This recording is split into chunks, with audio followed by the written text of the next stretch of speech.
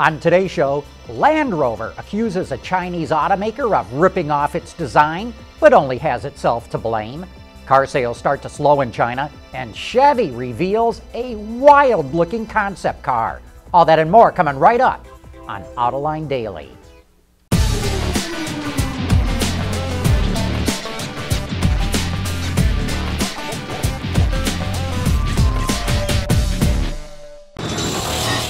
This is Autoline Daily for April 21st of 2015.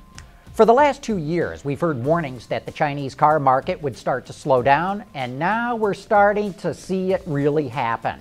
As sales slow, foreign automakers are cutting prices. So far, Volkswagen, BMW, Toyota, Lexus, Ford, and Honda have cut prices, in some cases by 10%. BMW is even cutting production because it has too much inventory.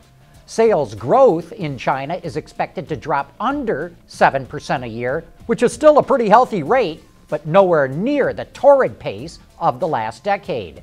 As we reported yesterday, Chinese automakers are making impressive progress selling crossovers, and we're hearing reports that sales of plug-ins and electric cars have turned the corner and are starting to ramp up quickly. Bloomberg reports that the China Association of Automobile Manufacturers predicts that the country will probably surpass the United States in plug-in and EV sales this year. Even though that Chinese market may be cooling off, that did not stop automakers from unveiling a lot of new cars at the Shanghai show. Buick took the wraps off a new Verano in Shanghai. Under the hood is a 1.5-liter turbocharged engine mated to a 7-speed dual-clutch transmission. Its average fuel economy is 38 mpgs, and its chassis has been tuned to handle Chinese roads. Buick says the styling was inspired by the Riviera concept from 2 years ago, as well as the Avenir concept, which debuted earlier this year. The brand's signature waterfall grille remains intact, but the headlights have been reshaped, and it features a new character line that runs along the body. And we'll be back with more from Shanghai right after this. Autoline Daily is brought to you by Borg Warner, Feel Good About Driving, Bridgestone Tires, Your Journey, Our Passion, and by Dow Automotive Systems, breakthrough technologies for lightweight vehicles. The future of mobility and how vehicles will look is a hot topic in the industry right now, and Chevy is giving us its vision with the FNR concept. It's an autonomous electric vehicle that features some pretty radical styling and comes with what the automaker is calling dragonfly doors. The FNR is fitted with sensors and a roof-mounted radar system that it uses to map out the environment when in driverless operation. All it takes to get into self-driving mode is a wave of the hand, and once activated, the front seats can spin 180 degrees to face the rear. As if that wasn't sci-fi enough for you, it also features eye recognition to start the car. The FNR was developed in China by GM's Pan-Asia Technical Automotive Center. Honda revealed this sleek-looking crossover called the Concept D. The car shows off the design direction of the production model and is being developed exclusively for the Chinese market. It was created by Honda's Chinese subsidiary, which also includes Dongfeng and Guangqi, each of which will get their own version of the CUV. No other details were shared other than it will be positioned as a top-end flagship model.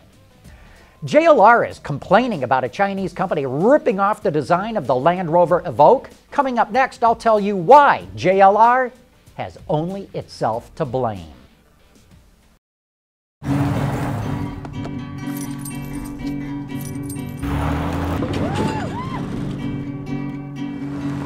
True love will find you in the end. Hi, Dad. When you're committed to the job, But don't give up and your tires can't be weak in the knees. True love will find you Let 'em go. in the end. Durable, dependable Firestone tires. Whatever you drive, drive a Firestone. As we've been reporting, Land Rover is furious about a blatant Chinese copy of the Evoque that's on display at the Shanghai Auto Show.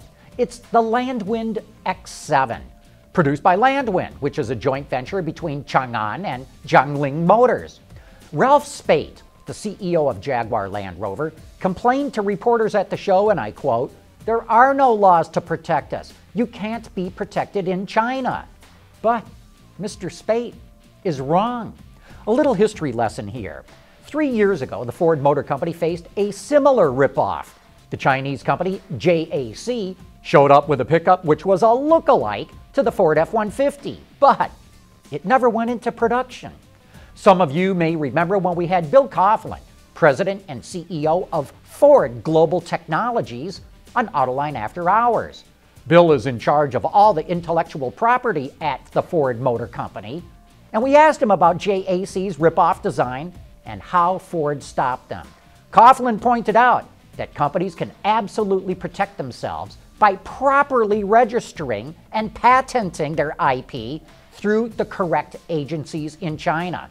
In fact, he said, Ford has never faced any kind of copycat designs in China actually going into production because it has properly protected itself.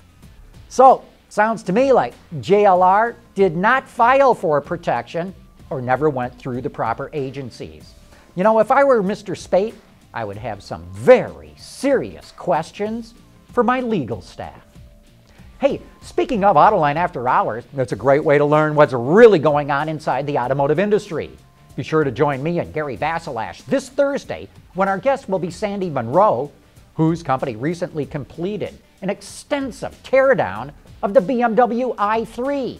And you'll be amazed at some of the things he learned from that teardown.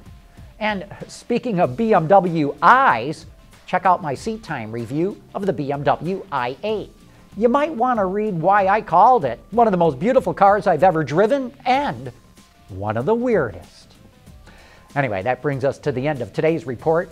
Thank you for watching.